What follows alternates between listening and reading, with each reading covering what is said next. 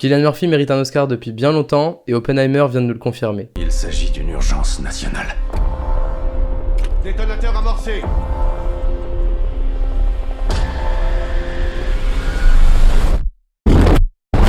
Bonjour à tous, bienvenue à tous les nouveaux sur la chaîne. Ici on fait pas mal de critiques cinéma et des vidéos un peu différentes aussi par moment, donc n'hésitez pas à vous abonner, à liker, à commenter si ça vous intéresse. Et aujourd'hui on va parler donc de Oppenheimer, le dernier film de Christopher Nolan qui est sorti en même temps que Barbie. Mais évidemment, grand fan de l'histoire et notamment de cette période de la Seconde Guerre mondiale, je me devais de voir Oppenheimer en premier, surtout que Christopher Nolan est l'un de mes réalisateurs préférés. Pour cette critique du biopic d'Oppenheimer, évidemment tout ça sera sans spoil, même si on parle d'un fait historique, donc en soi on connaît déjà un peu la base, et je vais revenir sur ce qu'il m'a plu, toute la critique que je peux apporter sur un aspect réalisation, sur l'aspect des acteurs ou même sur l'histoire en général. Donc tout ça sera divisé en parties, tout est indiqué sur la barre de lecture.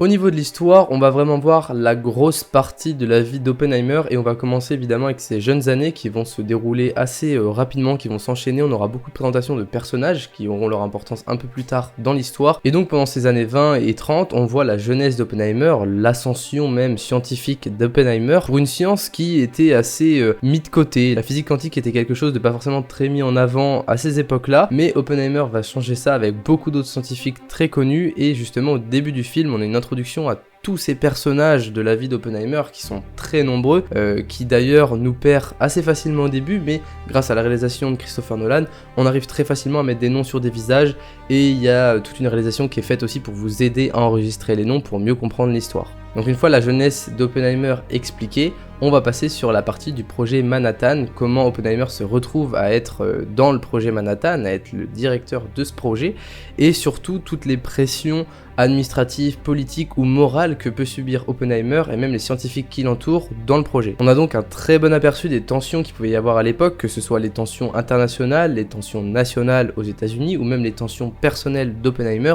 et justement on va même voir jusqu'à la vie privée d'Oppenheimer pour mieux comprendre le personnage et peut-être même aussi certains de ses choix dans sa carrière professionnelle. Le film prend aussi une grosse part sur les scandales et le jeu politique autour du projet Manhattan et autour même du personnage très spécial d'Oppenheimer qui n'est pas tout blanc ou tout rose, qui est vraiment très complexe et le film le montre très très bien, au point où des fois on ne sait vraiment pas quoi penser d'Oppenheimer. Et enfin l'histoire se termine avec un message de fin qui fait froid dans le dos autant qu'il est magnifique pour conclure un tel film. Rapidement avant qu'on passe sur la partie des acteurs et de la réalisation où là je vais avoir beaucoup de choses à dire, au niveau de l'histoire je trouve que la manière qu'a eu Nolan de la raconter et les choix qu'il a fait aussi de prendre tel ou tel élément dans la vie d'Oppenheimer qui est évidemment assez rempli quand même, j'ai trouvé ça hyper juste, bien qu'à des moments on puisse se perdre, je pense que c'est fait exprès et comme le dit très bien Christopher Nolan dans certaines de ses interviews,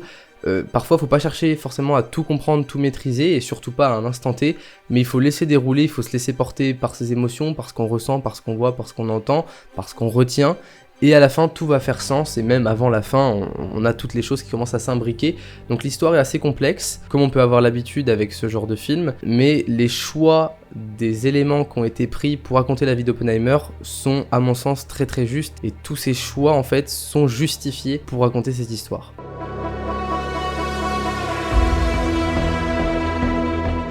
Au niveau des acteurs, tout simplement, ils sont absolument tous géniaux. Le casting qui a été fait pour ce film, je le trouve phénoménal. Il y a des acteurs qui sont extrêmement connus comme Cillian Murphy, Robert Downey Jr. et même plein d'autres dont je ne saurais pas dire le nom mais qui sont quand même très souvent au cinéma ou dans des films. Des acteurs certainement très peu connus aussi puisque je les ai jamais vus et qui jouent à la perfection. Alors franchement, toute l'émulsion qu'il y a entre ces acteurs qui interagissent entre eux pour nous donner des scènes vraiment magnifiques, tout ça c'est vraiment super bien fait, ça fait plaisir de voir ce genre de film qui d'ailleurs n'est pas forcément spectaculaire dans la majorité de sa longueur, mais qui, dans l'échange qu'il va y avoir entre les personnages, va donner un dynamisme vraiment fort au film, et ce qui va vous permettre aussi de tenir les 3 heures de film qui sont quand même pas négligeables. Sinon, on sent le travail parfait de Cillian Murphy pour interpréter Oppenheimer, on ressent vraiment chaque profondeur d'émotion dans les gestes, dans les regards, dans les silences d'Oppenheimer, dans les mots d'Oppenheimer aussi, qui sont à des moments extrêmement pesants. Enfin, pour le spectateur, on était vraiment dans le fond de notre siège et On se prenait des claques l'une après l'autre dans ce film, c'était vraiment impressionnant à quel point Cillian Murphy a su faire vivre par son interprétation le personnage historique d'Oppenheimer. Et quand on voit les interviews d'Oppenheimer à l'époque, quand on voit l'interprétation de Cillian Murphy, les deux sont vraiment très proches, c'est hallucinant le travail qu'a fait cet acteur, c'est vraiment un excellent acteur, c'est pour ça que j'ai voulu commencer cette critique en disant qu'il fallait qu'il ait un jour un Oscar, parce que pour moi il le mérite énormément. Et d'ailleurs quand on parle de très bon acteur, on peut évidemment parler de Robert Downey Jr. qui déjà de base est un acteur que j'adore rien que par son rôle dans Iron Man ou dans Sherlock Holmes, puisque c'est comme ça que j'ai découvert et vraiment je suis fan absolu de ces personnages. Mais là on découvre justement Robert Downey Jr. Dans un rôle où je ne l'ai jamais vu jouer. Dans Zodiac il a un rôle complètement différent que dans Iron Man et dans Sherlock aussi d'ailleurs. Zodiac qui est un très bon film au passage, si jamais vous l'avez pas vu, c'est vraiment un excellent film. Et bref, cet acteur interprète un rôle complètement différent que j'ai eu l'habitude de voir. Je peux pas vous le dire parce que si vous connaissez pas l'histoire, je vais vous spoiler si je décris un petit peu son rôle. En tout cas, la palette d'émotions qu'il arrive à retranscrire et tout ce qu'il dégage comme message avec des simples regards ou même avec des mots très placés justement, je trouve, avec la bonne intonation. Cet acteur-là dégage aussi énormément de choses, même si pour moi dans ce film, et c'est logique, c'est le personnage principal, donc tant mieux, Cillian Murphy est vraiment au-dessus de tous les acteurs qui l'accompagnent, alors même que tous sont très bons. Donc pour cette partie acteur, voilà, on a vraiment une très bonne compréhension de chacun des personnages qui est interprété avec une justesse incroyable, et même dans la ressemblance on a des choses des fois qui sont absolument hallucinantes. Donc sur la partie acteur, vraiment que des bonnes choses à dire, et à vrai dire sur la partie réalisation j'ai aussi, je pense, que des bonnes choses à donner.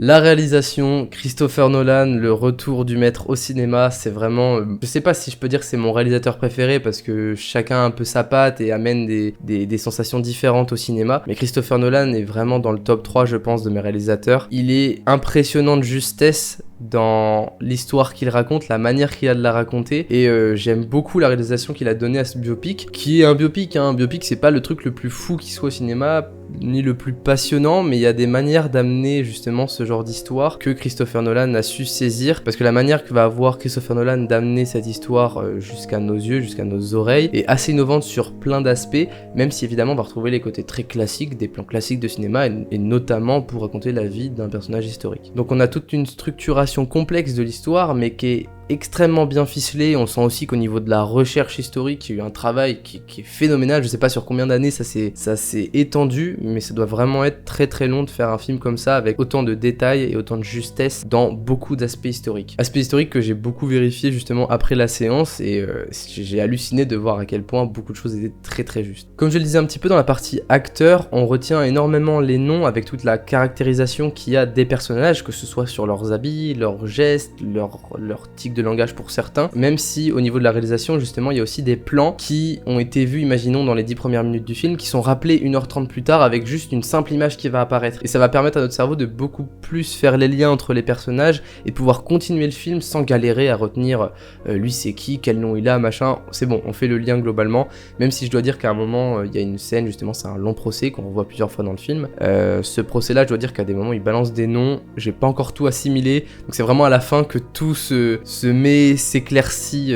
bien s'éclaircit dans mon esprit. Mais bon, tout ça à mon avis a été réfléchi et c'est bien fait puisqu'à la fin je comprends le film, donc c'est le principal. On sent aussi la volonté de Nolan à construire tout plein de messages qui vont des fois être révélés vraiment petit à petit dans le film, comme ça, comme des graines qu'on va semer demi-heure après demi-heure, qui sont vraiment assez éparpillées, mais quand on fait le lien c'est hyper agréable, et notamment avec le message de fin qui répond à une des questions qu'on se pose quand même très vite dans le film. Donc ça c'est très agréable, et on a toute une poésie aussi dans la réalisation, que ce soit donc dans les messages qu'il transmet, mais aussi dans la manière de montrer le dramatique, la gravité de certaines situations, par le silence, ou au contraire par le bruit intense, par le côté très sombre, noir, de voir justement aussi la matière qui va jouer, les atomes qui vont danser, et on a tout ça qui est mis en image, et une vraie poésie je trouve dans ce film par rapport à la mise en image de choses très graves, très dramatiques, et on est très vite pris justement dans cette poésie puisque l'introduction de ce film se fait sur une citation d'un mythe antique, et justement avec cette image de la matière en action en fait,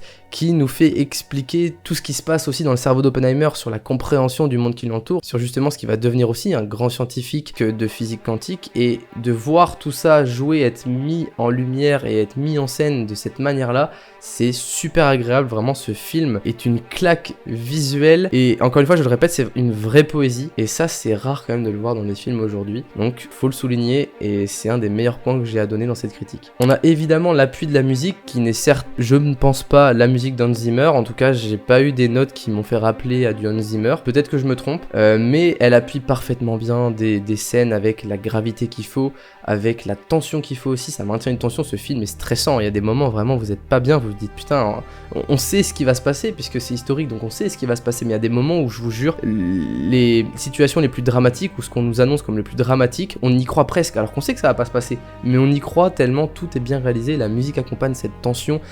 comme dans les films d'horreur où justement il y a la musique qui nous fait monter en tension. Ça franchement c'est vraiment très très bien fait. Et il y a aussi un passage, je peux pas vous en dire trop sinon je vais vous spoiler, c'est vraiment pas le but, mais il y a un passage, un bruitage est utilisé pour faire de la musique. Ce bruitage on l'a très tôt dans le film, pendant je pense 1h30, 2 heures, on ne sait pas du tout d'où il vient ce bruitage, mais il compose la musique, et il y a une scène qui révèle d'où vient ce bruitage, pourquoi ce bruitage a été associé aussi à plein d'éléments précédemment dans le film, et quand on comprend la scène justement qui donne ce bruitage là et qui donne cette tension à la musique, bah c'est la scène justement la plus dramatique je trouve dans cette histoire, et ça franchement, encore une fois c'est du Nolan, ça c'est du Nolan, ce truc de paf, révélation, ça fait 2 heures que vous l'attendez, vous savez pas du tout à quoi vous vous attendiez, mais vous l'avez, et ça c'est vraiment du génie. Oppenheimer c'est vraiment du Nolan qui montre sa capacité à transmettre une histoire extrêmement complexe, extrêmement tragique, et qui l'exécute vraiment à la perfection. Le tout avec en plus une conclusion qui est aussi perturbante que grave en fait, puisque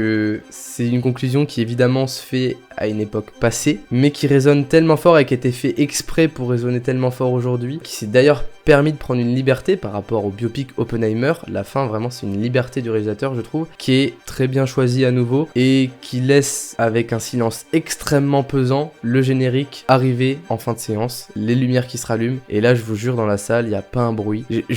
Je pensais qu'il allait y avoir des applaudissements parce que ce film méritait des applaudissements dans la salle de cinéma, mais je pense que tout le monde était un peu sur le cul d'avoir vu ce film qui avait un grand silence extrêmement pesant, et la conclusion a vraiment amené ce grand silence, même si le film en soi déjà l'aurait amené je pense.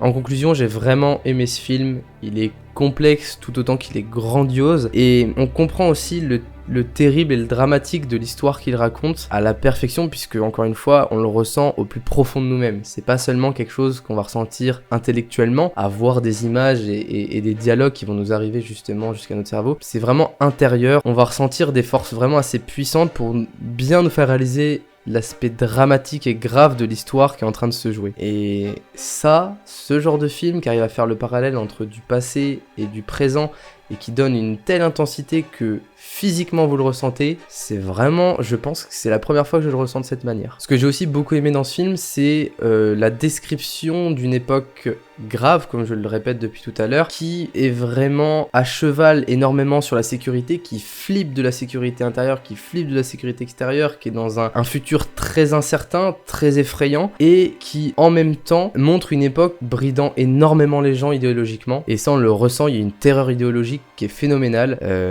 qui est d'ailleurs absurde, et on voit tout le jeu politique qu'il y a derrière l'histoire d'Oppenheimer, tout le jeu politique qu'il y a derrière le projet Manhattan, et l'expansion aussi des armes nucléaires après la Seconde Guerre mondiale. Ça je pensais pas l'avoir dans ce film, mais c'est vraiment extrêmement bien décrit, il y a du temps qui est passé dessus, et c'est vraiment agréable, parce qu'on voit aussi la peur qu'on peut avoir dans les responsables qu'ont ce genre d'armes entre les mains. Et surtout on voit l'incompréhension totale de tout le monde, sauf des scientifiques, sur ce qui est en train de se faire en fait. C'est que les personnages qui commencent à comprendre ce qui est en train de se jouer, c'est les personnages qui vont vivre, voir ou bien écouter les scientifiques. Vivre et voir justement par exemple les explosions nucléaires. Il n'y a que eux qui peuvent comprendre. Mais quand il s'agit des politiques, et en plus des politiques qui ont une ambition complètement exécrable, là on se rend compte de la bassesse humaine, on se rend compte de la dangerosité de l'humain, et à quel point son ambition peut être dramatique pour toute l'humanité. Et il y a une scène notamment avec un politique très puissant qui rencontre Oppenheimer, et c'est absolument hallucinant. Cette scène elle est vraiment effrayante, je sais pas si elle est vraie, j'ai pas cherché marché d'ailleurs. Mais si elle est vraie, c'est vraiment très très flippant et on peut s'inquiéter de ce qui peut suivre dans notre histoire. Donc bref, je vais finir cette critique pour une dernière fois dire que c'est magnifique dans sa mise en scène, que c'est immersif, que c'est intense et que ça donne vraiment envie d'en savoir beaucoup plus sur la vie d'Oppenheimer, mais aussi sur tout le projet Manhattan, sur toute cette époque aussi de la guerre froide qui a suivi et tous les procès qu'il y a pu y avoir, toutes les magouilles politiques aussi qu'il y a pu y avoir. Il y a vraiment un gros potentiel avec Oppenheimer puisqu'on a une envie totale de découvrir toute cette époque et tout ce qui la compose. Donc voilà, c'est tout ce que j'avais à dire sur ce film. J'espère que cette critique a été assez complète et vous a plu, qu'elle vous a convaincu aussi d'aller voir Oppenheimer, peut-être même plus que Barbie, je l'espère, parce que franchement, Oppenheimer mérite d'être vu, Cillian Murphy mérite d'avoir un Oscar, et j'espère que je mérite votre abonnement, votre like et votre commentaire, puisqu'on va se retrouver dès la semaine prochaine pour une nouvelle vidéo. Now I am become death, the destroyer of worlds. I suppose we all thought that, one way or another. Je ne suis pas optimiste, mais je maintiens un espoir.